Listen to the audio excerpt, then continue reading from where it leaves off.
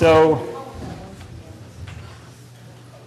I've been given the challenge of speaking about surgery for bladder cancer, in particular urinary diversion, which is one of my big interests. I thought instead of showing gory pictures of bladder cancer surgery, I'd sort of talk about it first and then talk more about urinary diversion, how we decide what kind of urinary diversion we're offering our patients and what the results are. Let me just tell you that once you have muscle-invasive disease, and many of you, I think about half of you have already had a radical cystectomy, that's the gold standard therapy for muscle-invasive bladder cancer. And that's the radical cystectomy means removal of the bladder, typically the prostate, and the lymph nodes in the pelvis. Now, we at USC are believers in doing an extended lymph node dissection. We really remove all the lymph nodes, even above the pelvis, because we think that finding micrometastatic disease or small little disease in the lymph nodes can still be curative if you remove them.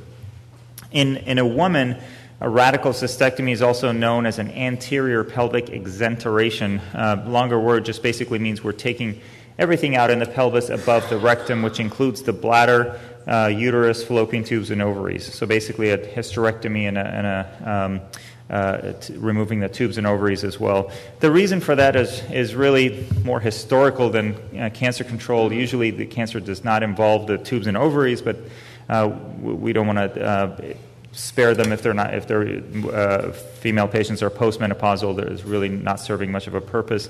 Some of the bladder tumors can invade the cervix or the uterus if it's advanced, so we don't want to leave any cancer cells behind. So with that, I think I'll move forward with urinary diversion and talk about how we assess patients in the choices. So we've already heard this. This is a disease of the elderly. The average age is 69 in males, 71 in females. There are about 70,000 cases, 14,000 deaths in 2010. Patients often have other medical problems that we need to keep in mind. And radical cystectomy and urinary diversion is a complex procedure. This is not something that's performed very often at most community hospitals. And we know that the decision-making requires really extensive counseling, and talking about treatment options and diversion choices is a major undertaking.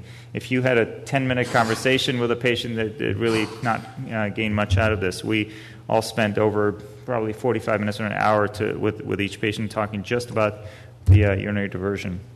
So 4 general types. This is more historic, the ureterosigmoidostomy. This is a very, very old operation, over 100 years old, where you plugged in the ureters directly into the rectum, basically, and patients would void rectally. Later, it was found out that they were continent, so imagine just having diarrhea 6 times or 7 times a day. It's not pleasant, but they were continent. The problem was they were much more prone to developing colon cancer. So that was really abandoned in the 40s and 50s, I think. And then the ileal conduit became more popular. That's having a urostomy on the outside. We'll go through that. And that still today remains one of the most commonly performed procedures. The continent cutaneous pouch, I doubt many people have that here, but that's a continent reservoir that we build, and we connect it, instead of to the urethra, to the belly button, for instance. And it's a continent catheterizable pouch in which we ask the patients to catheterize themselves every 4 to 6 hours to eliminate or empty the reservoir with urine. The reasons for performing this is if we cannot, for whatever reason, use the urethra. And of course, the orthotopic neobladder at our institution is sort of considered the gold standard for urinary reconstruction. It most resembles the native bladder in its function, and when it works well, it's good. I'm sure some of you are thinking, well, it doesn't work so well, but it's the closest we can get. Well, we'll go through some of the diversion-related issues that arise. So, again, arguably it's the gold standard. However, it's not the most commonly performed surgery in the United States. Most patients are still undergoing ileal conduits for various reasons. There's really no right or wrong here. These are mostly experience and opinion. So at our institution, every patient is considered for an orthotopic diversion unless we have one or more contraindications. We're fairly sort of strict about our contraindications. This is some data from SEER. SEER is a database that's an NCI-designated database from it's called the Surveillance Epidemiology End Results Program. They have compiled data on 3,600 patients who underwent radical cystectomy over an 8-year period. Only 20% underwent continent diversion. So still 80% of patients are undergoing ileal conduit for various reasons. The likelihood of receiving a continent diversion was inversely associated with older age. So if you were older, you were more likely to get an ileal conduit. African American race, higher comorbidity index. That just means you had more medical problems. So the urologist did not want to do a continent diversion. And directly associated with male sex. Until 1993, there were no neobladders done in women. I think the first female orthotopic ileal neobladder was performed at USC, and since then there are more and more institutions performing them, but still it's not a common procedure at many places. Also associated with higher education level, I think people who read and seek the medical centers that perform neobladders and end up getting them more often. Year of surgery, obviously this is a newer procedure, so if you got it done 30 years ago, most likely you had an ileal conduit. Academic centers and NCI-designated cancer centers, like the 3 institutions here, and high-volume providers, again. If you're a high-volume provider, you do bladder cancer often at your institution, you're more likely to perform a neobladder.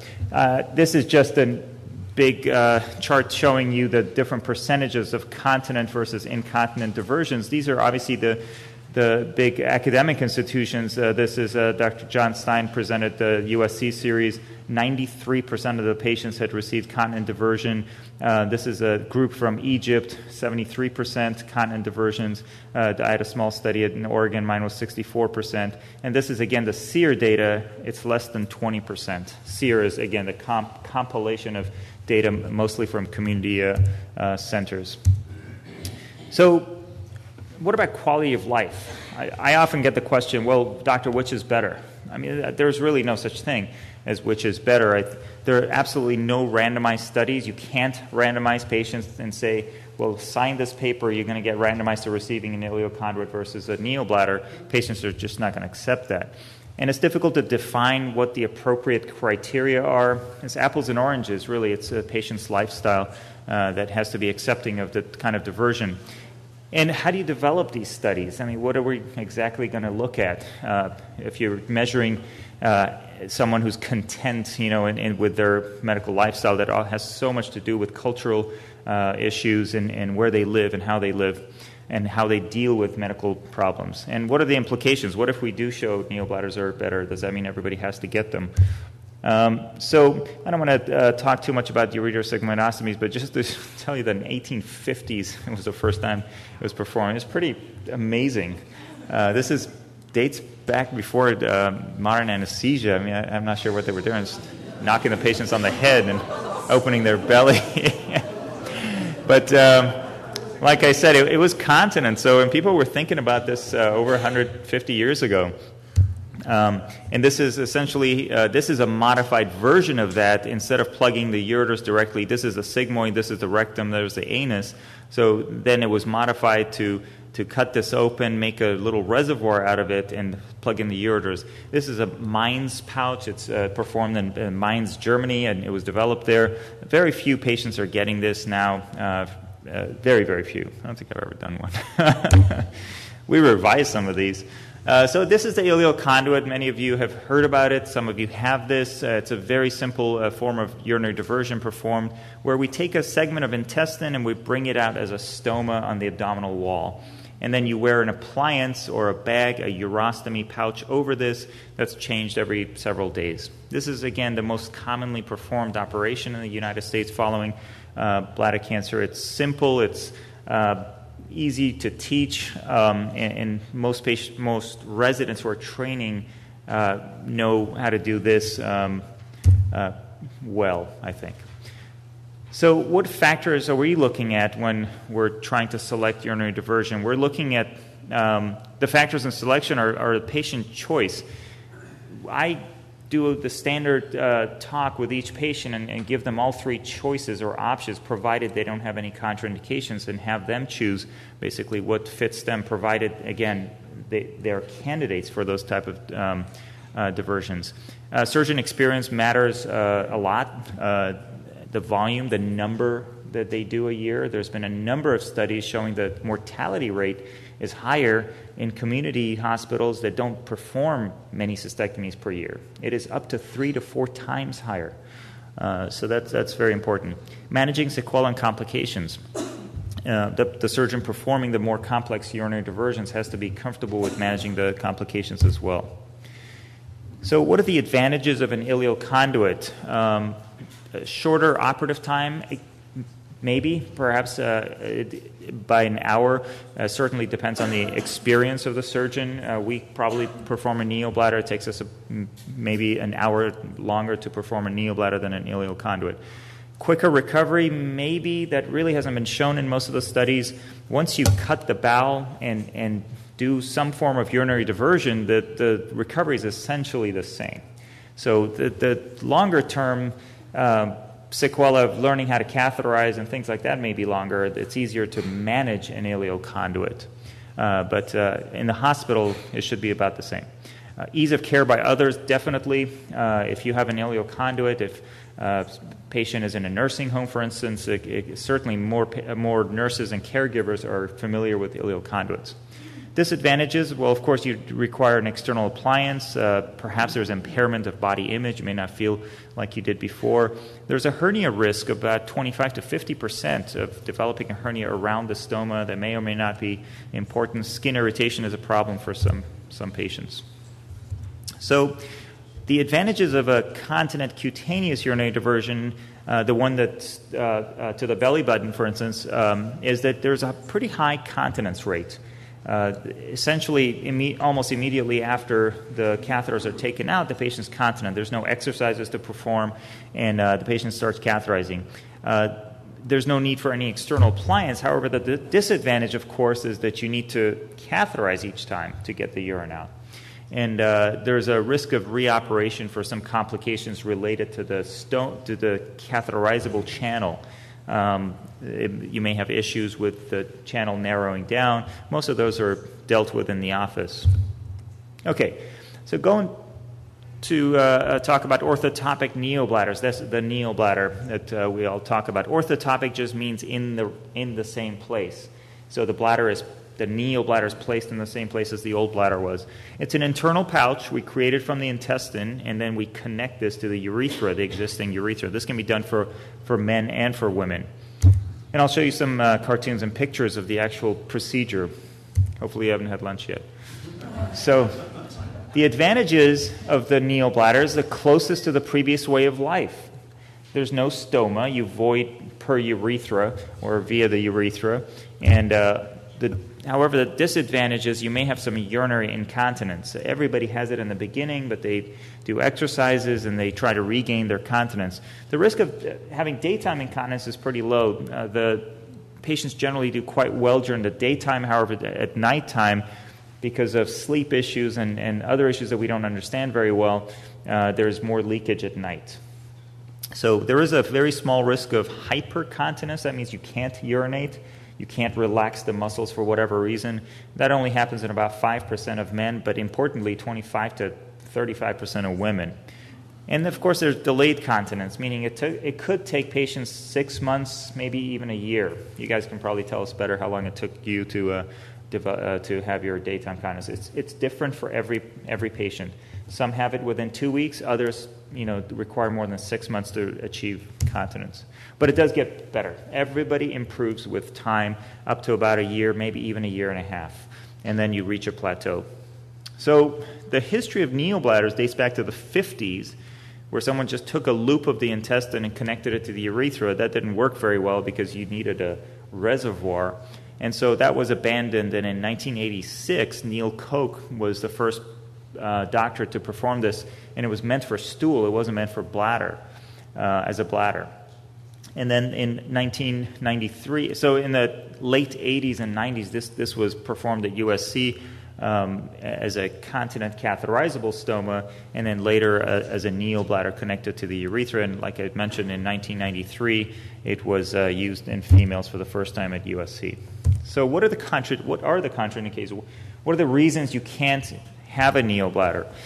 There's some debate about this, but most experts agree that if you have compromised kidney function, that you may not be a candidate, and that number that we use, the creatinine, is variable. It has to do with surgeon comfort. We're doing some research into seeing exactly what that number might be, or what are the implications of doing a neobladder on patients with mild renal dysfunction. If you have liver dysfunction, I would argue that you shouldn't even be a candidate for a cystectomy because they have very, very high complications. Compromised intestinal function. Some patients have inflammatory bowel diseases and things of that nature that may complicate the procedure. That's pretty rare. The most common is that you have tumor in your urethra. Someone mentioned prostatic urethral involvement. However, when we take the bladder out and there's tumor right at the edge of where we take this out, what we call the urethral margin, then we can't connect the neobladder to the urethra. We have to take the rest of the urethra and do something else. Mental impairment, obviously someone who's had a stroke perhaps and can't really take care of themselves is not a good candidate. They'll be leaking all over the place. And if you already have incontinence, we're not going to make it better, it just makes it worse. So it's better to divert away from the urethra. Radiation is a relative contraindication. You can still do it, but the complication rates are higher. And again, if you have any kind of urethral disease or strictures or narrowing in your urethra that requires multiple procedures, it's not a good... And one of the most important sort of points from our standpoint is that age is not a contraindication. That's one of the most commonly used I don't want to say excuses, but one of the most commonly cited reasons for not doing it, the patient is too old. Well, we found out through our data that being older than 70, really has no bearing on the complication rates, and it's still a successful procedure. So, patients want the safest cancer control, the fewest complications, and the easiest adjustment for patient lifestyle. There are some patients who choose the ileal conduit as their form of diversion because they don't want to deal with the exercises or catheterizations and things like that of that nature. So it's really a patient choice, I think. Busy slide, but I want to show you sort of the studies done on daytime continence at 1 year. There's some subjectivity. This data is not very rigorous in that, if you ask, are you continent or not, the patients typically don't say yes or no. It's yes, most of the time, but I wear a small pad for protection, and we have to take that into account, and we're trying to develop a better questionnaire for you guys to fill out so that you can tell us exactly what your continence is. But in any case, it's pretty high. It's in the high 80s to 90s for daytime continence, using no or one pad for protection. But when you look at nighttime continence, it's in the 70s to 80s, and I would argue actually it's probably more like in the 50% range from talking to the patients, because, again, this is just asking nighttime continence defined as complete or good. That's a very subjective, surgeon documentation of has good continence at night. That doesn't mean much at all. That's probably the number one complaint we hear is the patients who are incontinent at night. And again, this is how many patients are pad-free. They don't use any pads, anywhere from 60 to 80% in various different studies. So in summary, about high 80s to 90s daytime continence using one pad or less. If you want to use a stricter criteria of no pads at all, it's probably in the 60 to 80% range. Nighttime continence, 70-80% are one pad or less. What are the complication rates? Well, you all know that patients who've had cystectomies, it's a complex procedure. There are a number of complications associated with the procedure. Early complication rates can be as high as 40 or even 50%, and there's also about a 10 to 50% late complication rate. Patients have to weigh the risks and benefits for themselves, lifestyle, motivation, what their priorities are in choosing. So the physiology of the neobladder is to basically replicate the bladder physiology: high volume, low pressure, be able to empty completely, be protect the kidneys. That's important, especially ones who have had a neobladder for a very, very long time. Has to be safe and maintain sort of normal body image. There are lots of different types of neobladders, and most of the institutions are here. The UCLA, the T-pouch is USC. If you want a more fashionable French one, you have Le Bag. But really, the most T-pouch was devised at USC. The most commonly performed one is a Studer pouch. Some of you probably don't even know what the name of your pouch is. This is purely a surgical comfort, a surgeon comfort and preference thing. So we're going away from naming these neobladders to just using what we think is the best one. So I did a small study in the elderly population looking at neobladders and their continence rate in the neobladder patients at 230 patients, 130 of whom had undergone a neobladder. And I used this criteria because I thought this was from a small publication that had a scoring system 1 through 4, with 1 being completely dry without the use of any pads, 2 was leakage less than 2 times per week or a pad for safety, 3 was no more than 1 pad per day, and 4 was essentially incontinence, used more than 1 pad per day. And we define social continence as a score of less than 2. Social being didn't really alter your lifestyle much. There were 111 patients. The average age was older, 67. So we looked at the mean daytime continence scores.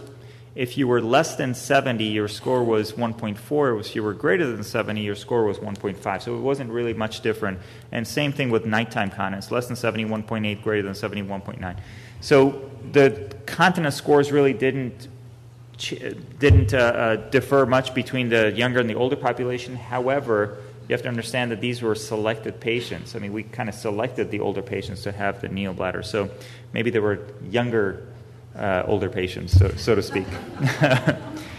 So in the properly selected patients, the neobladder works quite well. This is sort of a schematic of how this looks inside the body. Here are all your intestines, and here's the cut we've made in the intestine, and we've created this neobladder and connected it down to the urethra. And this is kind of how it looks like for those who are eager to know what we do in surgery. This is the cuts we make in the neobladder. We take approximately 60 centimeter segment of the neobladder and create this.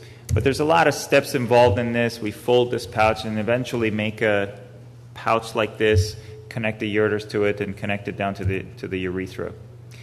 And again, looking at quality of life studies, there are some studies trying to compare these two or these 3 types of diversions. There's one study showing the neobladder. They asked the patients how many of the urologists whether they gave information on various types of diversions. Neobladder 65, 71. Are you completely satisfied with the extent of the information given? 90 versus 79. But when they asked the patients, would you recommend this type of diversion to your friend, 97% of the patients with neobladder said yes. Only 36 of the ileal conduit said yes. This is just one study. Most of the studies actually have shown not much difference in the quality of life between the 3 types of diversions. And it has to do with the fact that patients get used to what they have, and they're content with it. And cancer control is really the more important issue here. I'm not going to talk too much about continent cutaneous diversions. We talked about it a little bit.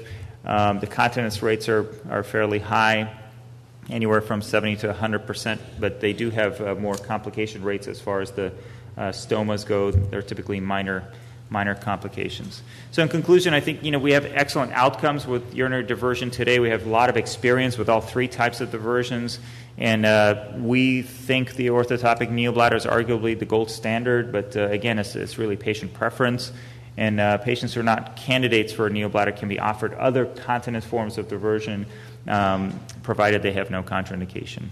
So thank you.